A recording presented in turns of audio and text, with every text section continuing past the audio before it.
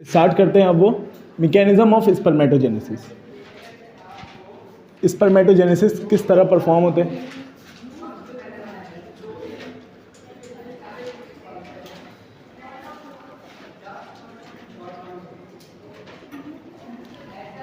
ठीक है, तो जो हमने मेल रिप्रोडक्टिव सिस्टम का स्ट्रक्चर पढ़ा है उसका फंक्शन पढ़ रहे हैं, सही है, क्योंकि मेल रिप्रोडक्टिव सिस्टम का जो प्राइमरी रिप्रोडक्टिव ऑर्गन था उसका नाम टेस्टिस था, उसका फंक्शन है स्पर्म बनाना। तो हम पढ़ रहे हैं स्पर्म किस तरह बनता है, स्पर्मेटोजेनेसिस किस तरह होती है। सबसे पहले what is the site of spermatogenesis. Spermatogenesis कहाँ परफॉर्म होती है, कहाँ होता है बताओ। टेस्टिस के अंदर, सही है। स्पर्मेटोजेनेसिस कहाँ होते हैं, टेस्टिस में होते हैं। टेस्टिस में भी कहाँ होता है, टेस्टिस के अंदर स्पेसिफिकली अगर मैं पूछूं तो कहाँ पे परफॉर्म होता है, बोलो। सेमिनिफेरस टिब्यूल में, सही है। तो ये परफॉर्म होता है इन सेमिनिफेरस टिब्यूल, सही है। अच्छा, मैंने एक बात बताई थी कि हमारे पास जो रिप्रोडक्टिव सिस्टम होता है वो बाकी सिस्टम से अलग क्यों होता है, क्योंकि वो बचपन से एक्टिवेटेड नहीं होते हैं, सही। जिस तरह बाकी सारे सिस्टम्स बॉडी के पैदा होते ही साथ क्या हो जाते हैं, एक्टिवेट हो जाते हैं, मगर ये रिप्रोडक्टिव सिस्टम एक्टिवेट नहीं होते, सही। एक्टिवेट नहीं होते इसका मतलब क्या है, फंक्शन परफॉर्म नहीं करते। और रिप्रोडक्टिव सिस्टम का फंक्शन क्या है, स्पर्मेटोजेनेसिस, स्पर्म बनाना। मेल रिप्रोडक्टिव सिस्टम का यही फंक्शन है, स्पर्म को बनाना। अच्छा, अब ये स्पर्मेटोजेनेसिस स्टार्ट कब होती है, प्यूबर्टी, बिल्कुल। It start at puberty. ये स्टार्ट कब होती है, ये होती है प्यूबर्टी में। अच्छा, प्यूबर्टी में स्पर्मेटोजेनेसिस यानी स्पर्म के बनने का अमल स्टार्ट हो जाता है। और खत्म कब होता है, एंड एट कौन सी एज में खत्म होता है, at the age of death, death में खत्म होता है। यानी प्यूबर्टी से लेकर डेथ तक स्पर्मेटोजेनेसिस कंटिन्यूअसली चलती रहती है, सही है। ये बहुत इंपॉर्टेंट बात है, इसको याद रखना। फीमेल में ऐसा नहीं होता है, सिर्फ स्पर्मेटोजेनेसिस के लिए तुम लोग याद रखते हैं कि स्टार्ट होती है प्यूबर्टी में और एंड कब होती है, डेथ में। अच्छा, अब हमें पता है कि हमारे टेस्टिस के अंदर सेमिनिफेरस टिब्यूल की वॉल्स में दो तरह के सेल्स हैं, याद है, सर्टोलाई सेल्स और स्पर्मेटोगोनिया। लेडिक सेल तो इंटरस्टिशियल सेल है, वो तो सेमिनिफेरस टिब्यूल के बाहर होते हैं, दो सेमिनिफेरस टिब्यूल के बीच में होते हैं, सही है। तो सेमिनिफेरस टिब्यूल में दो तरह के सेल होते हैं, स्पर्मेटोगोनिया और सर्टोलाई सेल, सही है। तो हमारे पास जो स्पर्मेटोगोनिया है, ये स्पर्मेटोगोनिया सबसे पहले तुम लोगों को याद रखना होगा, ये स्पर्मेटोगोनिया कंटिन्यूअसली डिवाइड करता रहता है। कौन से प्रोसेस के जरिए, माइटोसिस के जरिए कंटिन्यूअसली डिवाइड करता रहता है, सही। प्यूबर्टी तक डिवाइड करता रहेगा, प्यूबर्टी के बाद भी डिवाइड करता रहेगा ताकि स्पर्मेटोगोनिया का नंबर कम ना हो, सही है। तो ये हमारे पास स्पर्मेटोगोनिया है, स्पर्मेटोगोनिया। ये स्पर्मेटोगोनिया कंटिन्यूअसली डिवाइड करते रहते हैं, सही, ताकि इनका नंबर कम ना हो, सही है। अच्छा, जैसे ही प्यूबर्टी हिट करती है, जैसे ही प्यूबर्टी हिट करती है तो इस स्पर्मेटोगोनिया में एक हार्मोन एक्ट करता है। उस हार्मोन का नाम क्या है, FSH।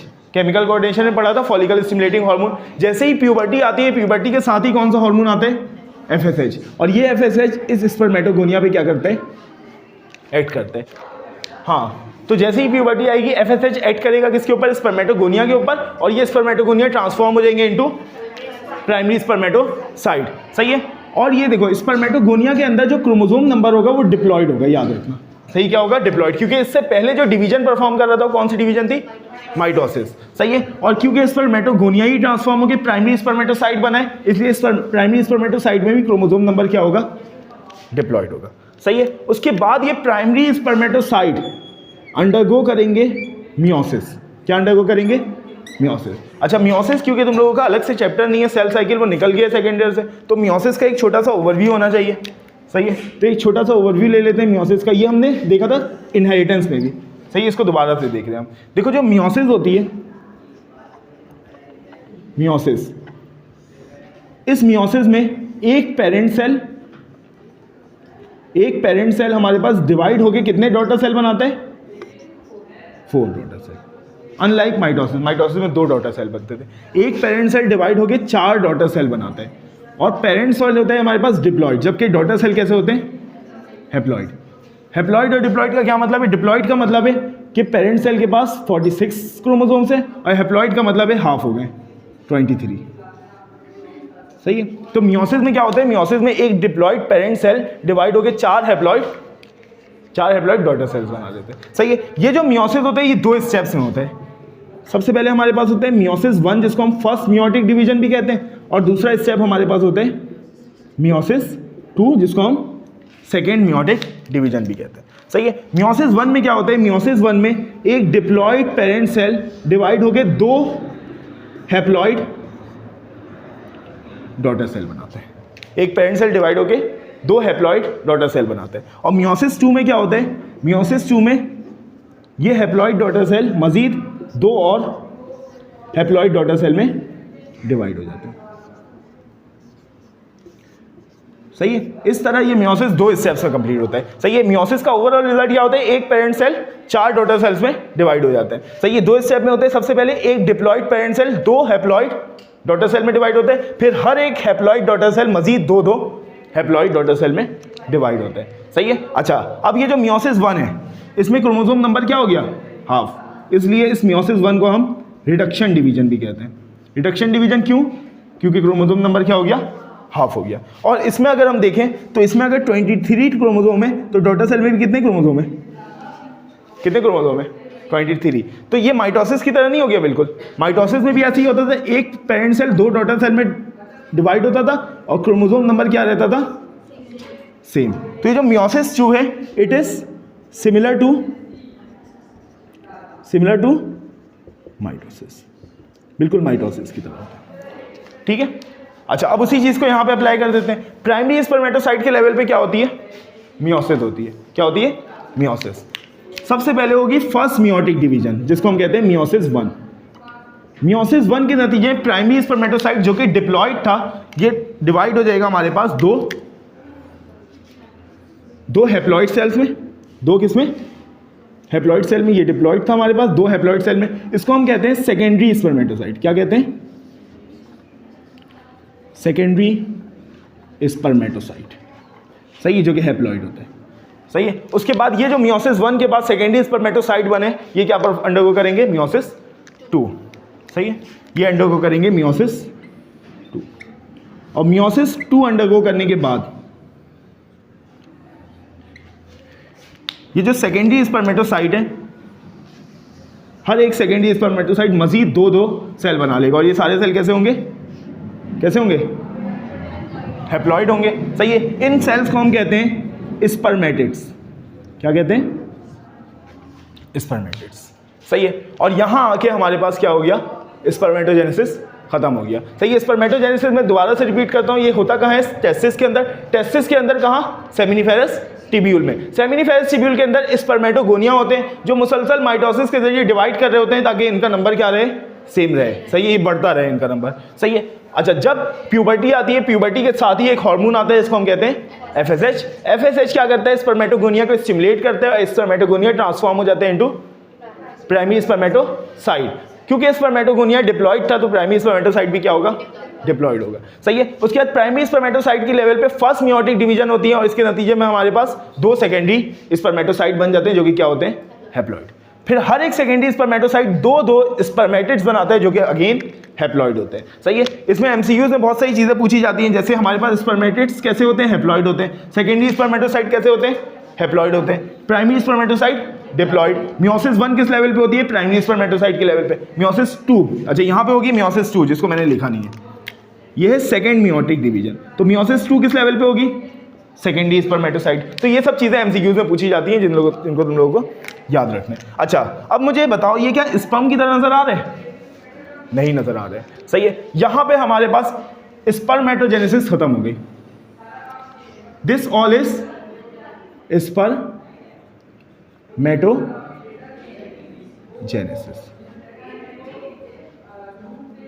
ये स्पर्मेटोजेनेसिस है। यहां पे स्पर्मेटोजेनेसिस क्या हो गई? खत्म हो गई। तो स्पर्मेटोजेनेसिस की डेफिनेशन क्या होगी? इसकी डेफिनेशन होगी फॉर्मेशन ऑफ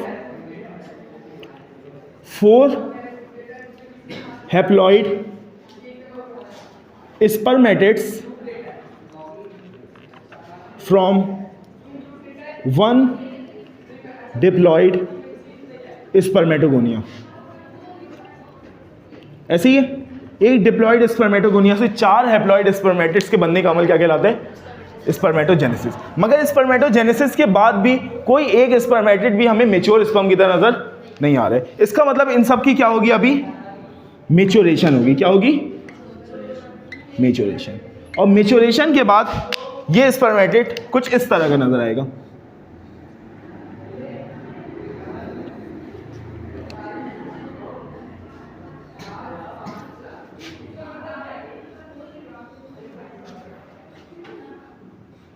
इसकी टेल इस तरफ होगी, सही है। तो ये स्पर्म मैच्योरेशन के बाद कुछ इस तरह का नजर आएगा, सही है। इस प्रोसेस को हम क्या कहते हैं? या तो मैच्योरेशन कहते हैं, ये स्पर्म क्या हो गया? मैच्योर हो गया, सही। डिवीजन परफॉर्म नहीं किया, सिर्फ ये अपने स्ट्रक्चर में कुछ चेंजिंग परफॉर्म किया। या फिर इसको दूसरा नाम देते हैं स्पर्मियोजेनेसिस। इसको क्या नाम देते हैं? स्पर्मियोजेनेसिस, सही है। तो spermatogenesis is the formation of spermatids and the spermiogenesis is the maturation of spermatids. और मैच्योर होकर स्पर्मेटिड्स किस में कन्वर्ट हो जाते हैं? मैच्योर स्पर्म में। ये क्या है हमारे पास? Mature sperm, mature sperm. इन मैच्योर स्पर्म को हम स्पर्मेटोजुआ भी कहते हैं, स्पर्मेटोजुआ।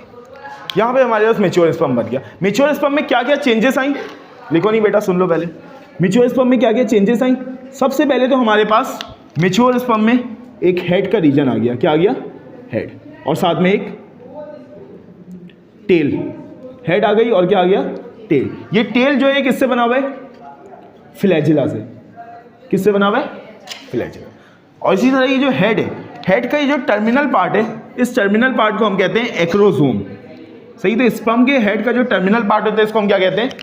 एक्रोसोम। और ये एक्रोसोम जो होता है, एक्रोसोम के अंदर मौजूद होते हैं कुछ एंजाइम्स जिनको हम कहते हैं एक्रोसोमल एंजाइम्स। और ये जो एक्रोसोमल एंजाइम्स हैं, दे हेल्प इन फर्टिलाइजेशन। ये एक्रोसोमल एंजाइम फर्टिलाइजेशन में हेल्प करते हैं। किस तरह? बताता हूं किस तरह। ये देखो, ये हमारे पास एक ओवम आ गया। ये क्या आ गया? एक ओवम। और ये हमारे पास क्या आ गया? एक स्पर्म, सही है। स्पर्म का जो हेड है वो क्या है? हेड का जो टर्मिनल पार्ट है वो क्या है? एक्रोसोम, सही है। और इसके अंदर क्या मौजूद है? Acrosomal enzyme. तो जैसे ही स्पर्म का हेड इस ओवम के मेम्ब्रेन के साथ कंबाइंड होगा, अटैच होगा, तो वैसे ये जो एक्रोसोम है ये कुछ एक्रोसोमल एंजाइम रिलीज करेगा, जिसकी वजह से ओवम का सेल मेम्ब्रेन क्या हो जाएगा? डिसॉल्व हो जाएगा। और इस स्पर्म के हेड में मौजूद ये जो न्यूक्लियस है, ये न्यूक्लियस कहाँ चले जाएगा? अंदर। और ओवम का न्यूक्लियस पहले से होगा, दोनों न्यूक्लियस कंबाइंड हो जाएंगे। स्पर्म के बाद ये हैप्लॉइड है, इसके बाद भी हैप्लॉइड न्यूक्लियस है। 23 क्रोमोसोम्स कंबाइंड होके 46 क्रोमोसोम बन जाएंगे। तो एक्रोसोमल एंजाइम्स ने क्या किया? ओवम की सेल मेम्ब्रेन को डाइजेस्ट किया, जो कि फर्टिलाइजेशन के लिए क्या है? बहुत जरूरी है। तो ये जो एक्रोसोम है उसके अंदर एक्रोसोमल एंजाइम्स है और ये क्या करते हैं? हेल्प इन फर्टिलाइजेशन, सही है। समझ गए? ये हो गया हमारे पास स्पर्मेटोजेनेसिस कंप्लीट, सही है। ये देखो, अगर इसको हम सेमिनिफेरस ट्यूब्यूल में देखें तो सेमिनिफेरस ट्यूब्यूल कुछ इस तरह के दिखते थे, सही है। ये इनकी वॉल थी। अगर हम इनको कट करके देखें, स्मूथ बना लेते हैं, सही। ये सेमिनिफेरस ट्यूब्यूल की क्या है? वॉल है, सही है। अच्छा, ये हमारे पास स्पर्मेटोगोनिया है। एक हमारे पास प्राइमरी स्पर्मेटोसाइट बनेगा, उसके बाद उससे 2 सेकेंडरी स्पर्मेटोसाइट। हर एक सेकेंडरी स्पर्मेटोसाइट से 2 स्पर्मेटिड्स, और फिर ये स्पर्मेटिड्स ट्रांसफॉर्म हो गए, किसमें कन्वर्ट हो जाएंगे? स्पर्म में, सही। और फिर ये स्पर्म रिलीज हो जाएगा कहाँ पे? ल्यूमेन में। और फिर ल्यूमेन से कहाँ चले जाएगा? रेटिटेसिस, रेटिटेसिस से इफ्रेंट डक्ट, इफ्रेंट डक्ट से एपिडिडाइमस, एपिडिडाइमस से वास डिफरेंस, वास डिफरेंस से ejaculatory duct, ampulla of the vas deferens, वहाँ से एजैकुलेटरी डक्ट, एजैकुलेटरी डक्ट से यूरोजेनिटल डक्ट, और वहाँ से बॉडी से बाहर। समझ? चलो अब पढ़ते हैं hormonal regulation in male. Hormonal regulation of male reproductive system.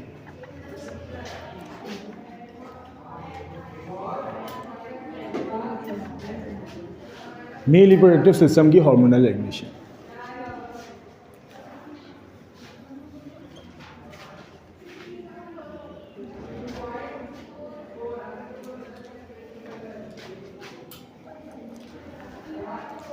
ठीक है।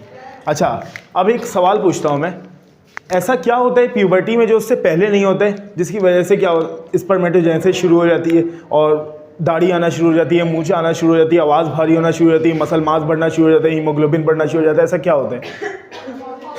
हार्मोन्स, हार्मोनल चेंजेस होते हैं। अक्सर तुम लोग सुनते हो कि हार्मोनल चेंजेस होते हैं, हार्मोनल चेंजेस होते हैं। कौन से हार्मोन्स चेंज होते हैं? ये हार्मोनल चेंजेस कैसे होते हैं? देखो, जैसे ही प्यूबर्टी हिट करती है, प्यूबर्टी डिपेंड करती है एक हार्मोन के ऊपर, और उस हार्मोन का नाम है गोनेडोट्रोपिन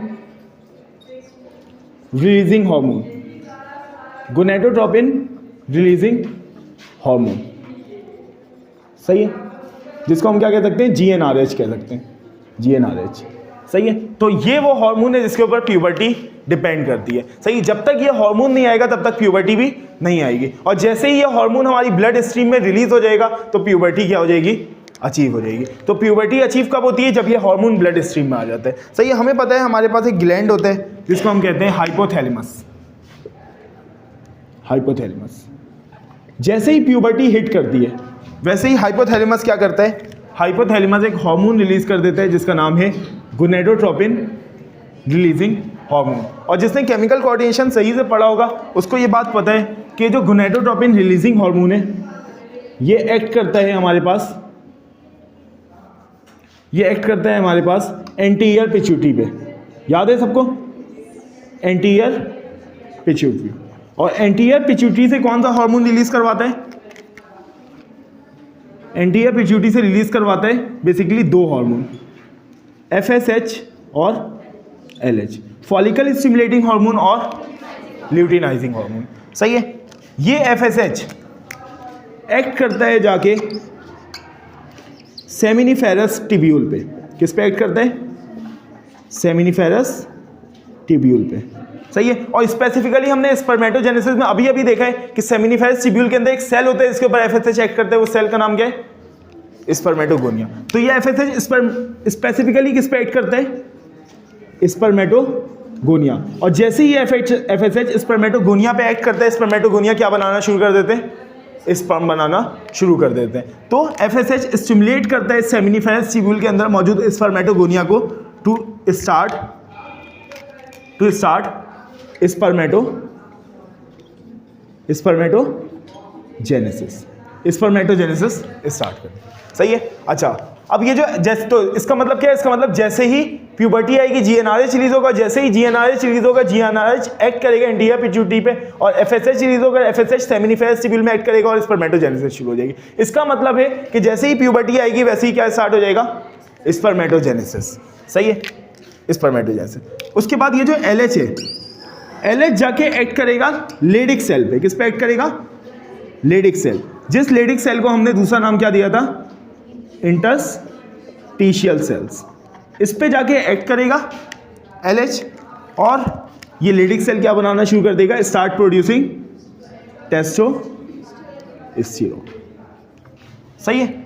और जैसे ही टेस्टोस्टेरोन आएगा, टेस्टोस्टेरोन का फंक्शन क्या है, male secondary sexual characteristics. Testosterone का फंक्शन है मेल सेकेंडरी सेक्सुअल कैरेक्टरिस्टिक्स को एस्टेब्लिश करवाना, जैसे कि क्या क्या हो सकते हैं male secondary sexual characteristics, facial hairs, सही है, फेशियल हेयर्स हो सकते हैं। इसके अलावा हमारे पास प्यूबिक हेयर्स हो सकते हैं, मेल सेकेंडरी सेक्सुअल कैरेक्टरिस्टिक्स। उसके अलावा हमारे पास डीपनिंग ऑफ वॉइस हो सकती है, डीपनिंग ऑफ वॉइस, सही है। तुम लोगों ने देखा होगा बच्चे जो होते हैं उनकी आवाज़ लड़कियों की तरह होती है, सही है, मगर जैसे ही बड़े होते हैं आवाज़ कैसी हो जाती है उनकी, भारी हो जाती है। वो भारी क्यों होती है, due to enlargement of vocal cord, enlargement of vocal cords. Vocal cords के ऊपर जाके टेस्टोस्टेरोन एक्ट करते हैं, इसकी वजह से वो क्या हो जाते हैं, बड़े हो जाते हैं। इसके अलावा इंक्रीज मसल मास, जैसे ही प्यूबर्टी आई वैसे ही रिजल्ट क्या हुआ कि एक मेल स्पर्मेटोजेनेसिस शुरू कर दिया और उसके अंदर ये सेकेंडरी सेक्सुअल कैरेक्टरिस्टिक्स आने लगी। प्यूबर्टी आएगी, हाइपोथैलेमस से गोनेडोट्रोपिन रिलीजिंग हार्मोन रिलीज होगा। ये gonadotropin releasing hormone anterior pituitary पे एक्ट करेगा। एंटीरियर पिट्यूटरी रिस्पांस में GnRH के रिस्पांस में दो हार्मोन रिलीज करेगा, LH और FSH, FSH और LH। FSH सेमिनिफेरस टिब्यूल के स्पर्मेटोगोनिया पे एक्ट करेगा और उसको स्टिमुलेट करेगा टू परफॉर्म स्पर्मेटोजेनेसिस, और LH लेडिक सेल्स पे एक्ट करेगा और उसको स्टिमुलेट करेगा to produce testosterone, and testosterone is responsible for development of male secondary sexual characteristics which is facial hairs, pubic hairs, deepening of eyes and increase muscle mass। सही है, ये बात समझ में आई। अब जैसे ही प्यूबर्टी आएगी ये GnRH को रिलीज करना स्टार्ट कर देगा, सही है, स्टार्ट कर देगा और मुसलसल इसको रिलीज करता रहेगा, जिसकी वजह से FSH और LH भी कंटिन्यूअसली रिलीज होते रहेंगे। सही है। अब FSH स्टार्ट में तो सही था, स्पर्मेटोजेनेसिस को स्टिमुलेट कर रहा था, मगर जब FSH मुसलसल रिलीज होगा तो FSH की कंसंट्रेशन ब्लड में बहुत ज़्यादा हाई होना शुरू हो जाएगी और स्पर्मेटोजेनेसिस का रेट हाई होता जाएगा, रोज़ दिन ब दिन हाई होता चले जाएगा, जो हम नहीं चाहते। सही है। हम एक बैलेंस में रखना चाहते हैं ना। और इसी तरीके से LH की मुसलसल रिलीज की वजह से ब्लड में LH की कंसंट्रेशन बढ़ने लगेगी, जिसकी वजह से ब्लड में टेस्टोस्टेरोन की कंसंट्रेशन भी क्या होने लगेगी, मुसलसल रोज दिन ब दिन क्या होती जाएगी, बढ़ती जाएगी। मगर हम ये नहीं चाहते कि हद से ज़्यादा बढ़ जाए, एक बैलेंस में रखना चाहते हैं इसको। तो इसीलिए जब टेस्टोस्टेरोन की कंसंट्रेशन बहुत ज़्यादा बढ़ जाती है तो ये टेस्टोस्टेरोन इनहिबिट करता है, नेगेटिव साइन का मतलब है इनहिबिट करना। ये इनहिबिट करता है किसकी सिक्रीशन को, LH की सिक्रीशन को। सही। जब टेस्टोस्टेरोन ज़्यादा हो जाएगा तो LH रिलीज होना कम हो जाएगा, जिसकी वजह से टेस्टोस्टेरोन अल्टीमेटली क्या हो जाएगा, कम हो जाएगा। सही। तो बैलेंस करने के लिए नेगेटिव फीडबैक है। इसी तरह हमारे पास जब स्पर्मेटोजेनेसिस बहुत ज़्यादा होगी तो मुझे ये बताओ कि सेमिनिफेरस ट्यूब्यूल में वो कौन से सेल्स हैं जो सपोर्ट करते थे और रेगुलेट करते थे स्पर्मेटोजेनेसिस को, बोलो, सर्टोलाइज सेल्स। तो इस सेमिनिफेरस ट्यूब्यूल में एक सेल्स हैं जिनको हम कहते हैं सर्टोलाइज सेल्स।